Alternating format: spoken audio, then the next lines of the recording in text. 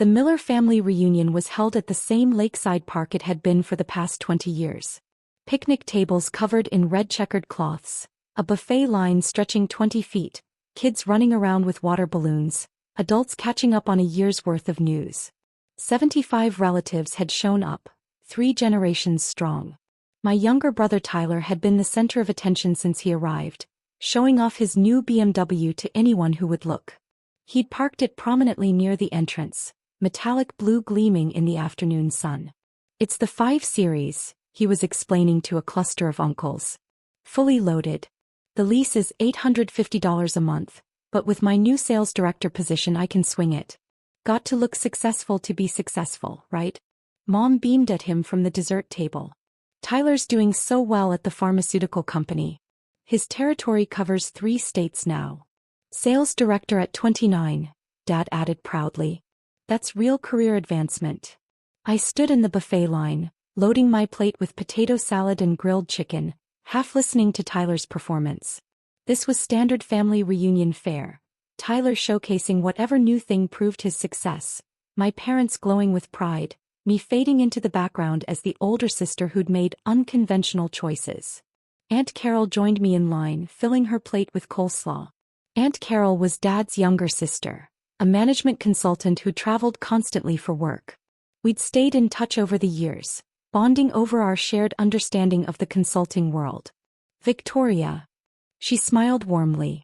"I haven't seen you since last summer. How's that $890,000 consulting contract working out? You must be in the final stages by now." The chatter around us stopped.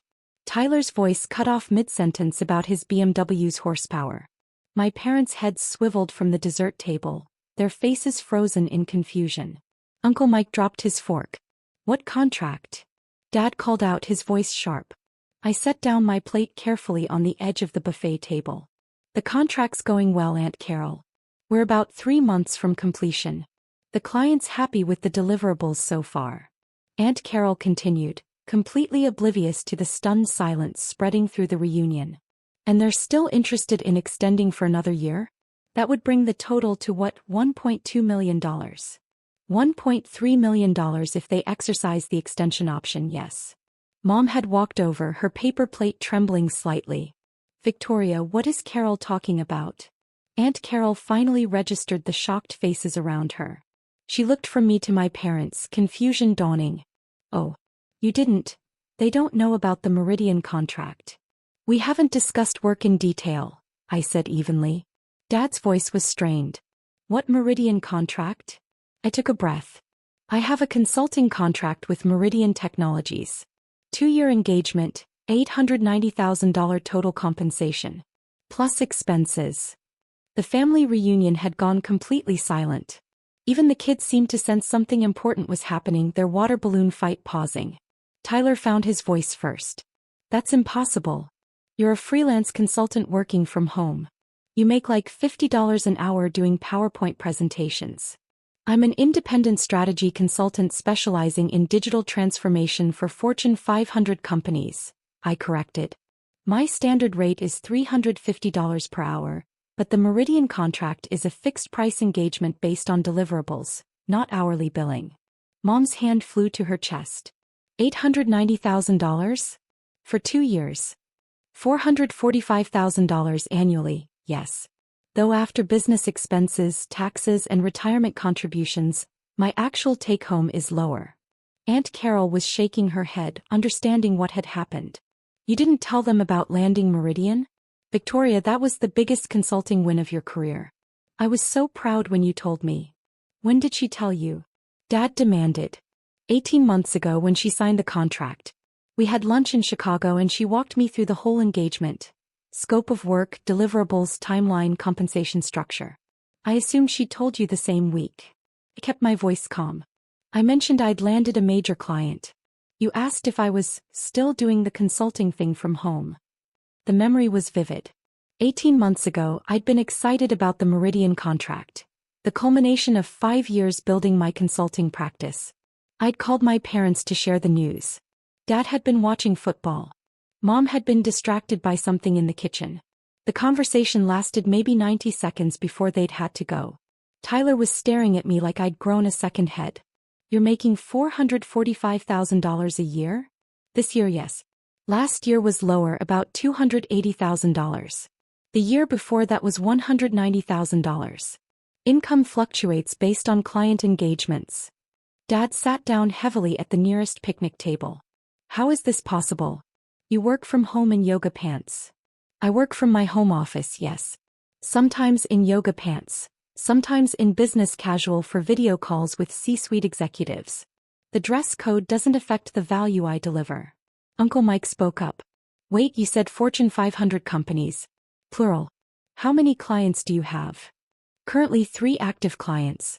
Meridian is the largest engagement. I also have a smaller contract with Patterson Industries worth $120,000 annually, and a project-based engagement with Vertex Solutions that's been generating about $80,000 per year.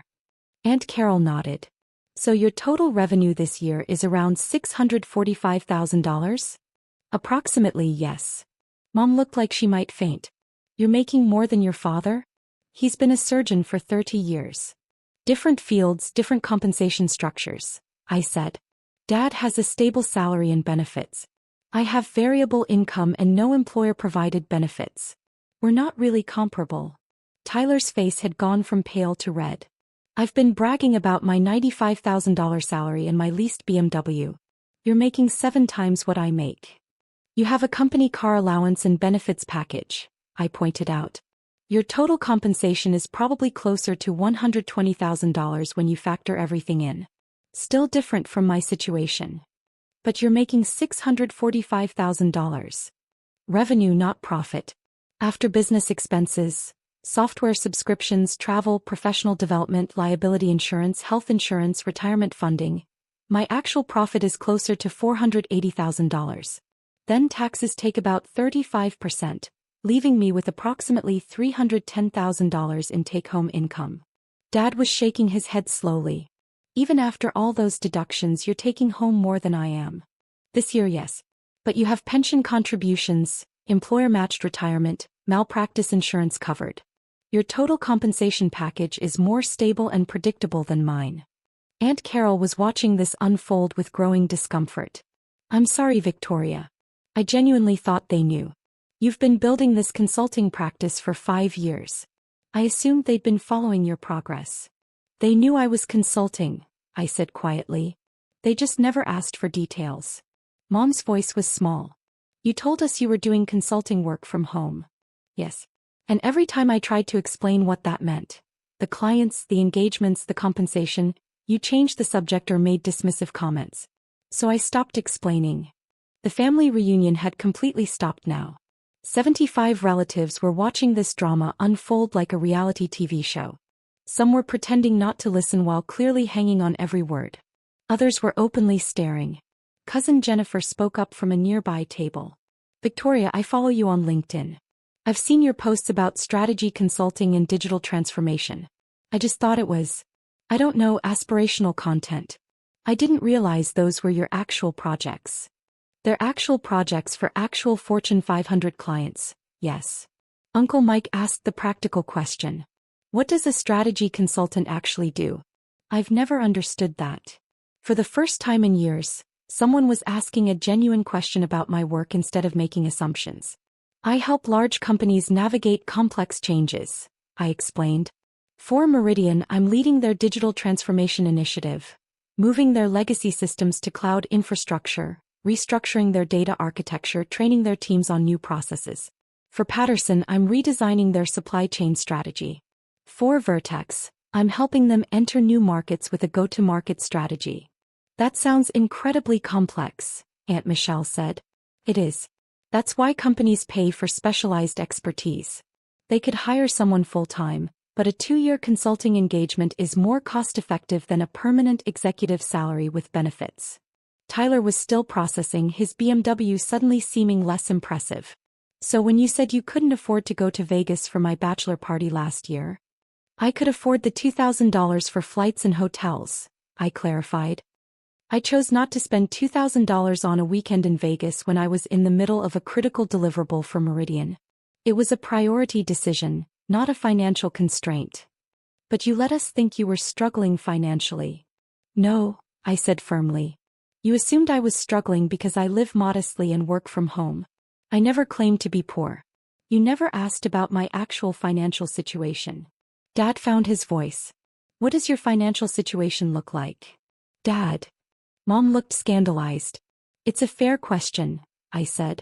I have approximately $1.1 million in retirement accounts, $340,000 in taxable investment accounts, and $180,000 in cash reserves. My condo is paid off. I bought it for $285,000 6 years ago. It's now worth about $420,000. Total net worth is approximately $2.04 million. The silence that followed was absolute. Even the kids had stopped playing. Tyler sat down next to Dad looking stunned. You're a millionaire? Multimillionaire, technically. And you drive a Honda Civic? A 2019 Honda Civic that I bought used for $18,000 and paid off in cash. It's reliable, fuel-efficient, and meets my transportation needs.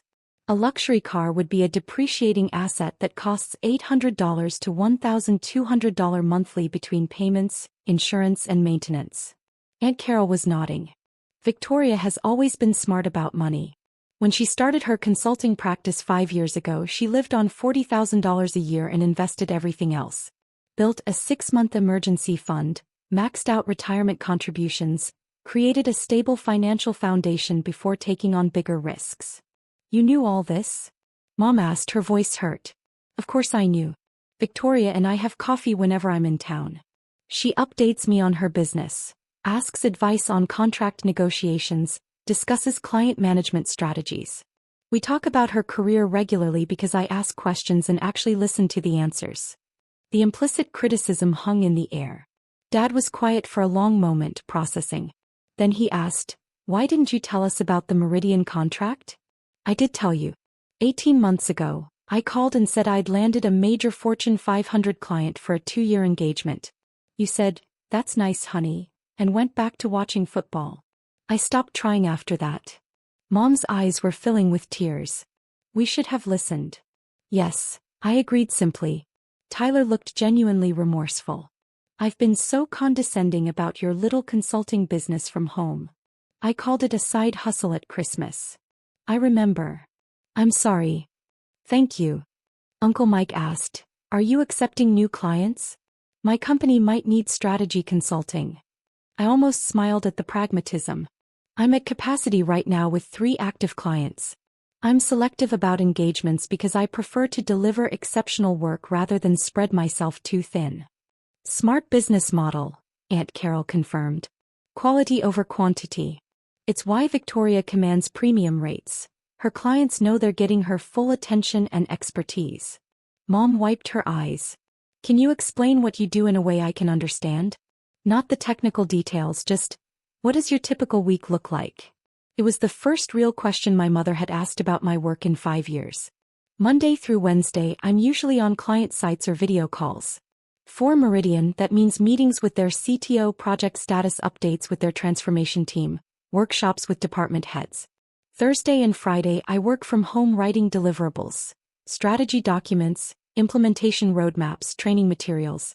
I spend about 50 hours per week on client work, plus another 10 on business development and professional development. That's 60 hours a week," Dad said quietly. "Yes. Consulting isn't a 40-hour-a-week job. But it's flexible. I control my schedule, choose my clients, set my rates. I don't have a boss except the clients I choose to work with." Tyler asked, "How did you learn to do all this?" "Strategy consulting, digital transformation, all of it. 5 years of deliberate skill building. I started with small local clients, charging $75 per hour for basic business strategy work. I invested in certifications, took courses, read extensively, learned from every project. I gradually moved upmarket. Larger clients, more complex problems, higher rates. Meridian was the result of 5 years of reputation building and skill development." Aunt Carol added, "And networking. Victoria is brilliant at maintaining professional relationships.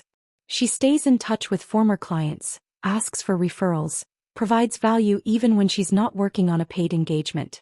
That's how you build a consulting practice that generates $645,000 in annual revenue. Dad was staring at his hands. I told you to get a real job when you started consulting. I said independent consulting was too risky. You did say that. I was wrong. Yes. But you couldn't have known the business would succeed. I took a risk. It paid off. If it hadn't, you would have been right to worry. Mom reached across the picnic table toward me. I'm so sorry we didn't support you. I'm sorry we made assumptions instead of asking questions. I forgive you, I said. But I need you to understand something. I didn't hide my success to punish you or prove a point. I just got tired of defending my choices to people who'd already decided I was making mistakes. Tyler was looking at his BMW keys in his hand. I lease a car for $850 a month to look successful. You actually are successful and you drive a used Civic.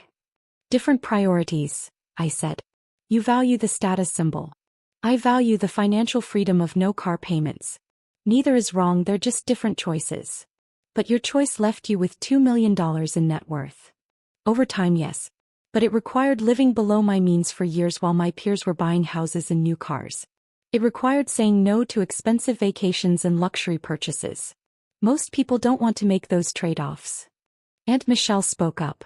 Victoria, when you said you couldn't be in my daughter's wedding party because of work obligations. I had a critical presentation to Meridian's board of directors scheduled the same week. I couldn't reschedule a presentation to a Fortune 500 board for a bridesmaid fitting. It was a genuine conflict, not an excuse. We thought you were being difficult. I was being professional. My client was paying me $37,000 for that month's work. I couldn't jeopardize that relationship. The reunion slowly started to resume around us. Kids went back to their water balloons. Some relatives drifted back to the buffet. But the energy had fundamentally shifted. People were looking at me differently now. As the afternoon wore on, various family members approached me with questions. Uncle Mike wanted to know about contract negotiation strategies. Cousin Jennifer asked about breaking into consulting. Aunt Michelle apologized for her comments about my career choices over the years. Tyler found me by the dessert table as the reunion was winding down. Can we talk? Just us. We walked down to the lake away from the crowd. I've been a complete ass to you, he said. For years. Yes, you have. I made fun of your work from home consulting thing. I called it a hobby. I implied you weren't contributing to society like people with real jobs. I remember all of it. He was quiet for a moment, looking out at the water. I make $95,000 a year and I lease a BMW I can barely afford because I want people to think I'm successful.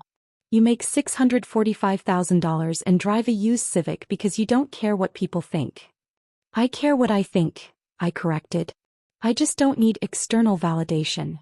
Can you teach me? Not consulting specifically, but how to build real wealth instead of just looking wealthy.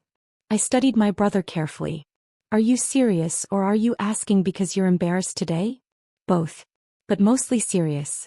I'm 29 with $8,000 in savings and a car lease I can't really afford. You're 33 with $2 million in assets. I want to understand how you did it. It starts with living below your means, I said. It means driving a used car instead of leasing a status symbol. It means saying no to things your peers say yes to.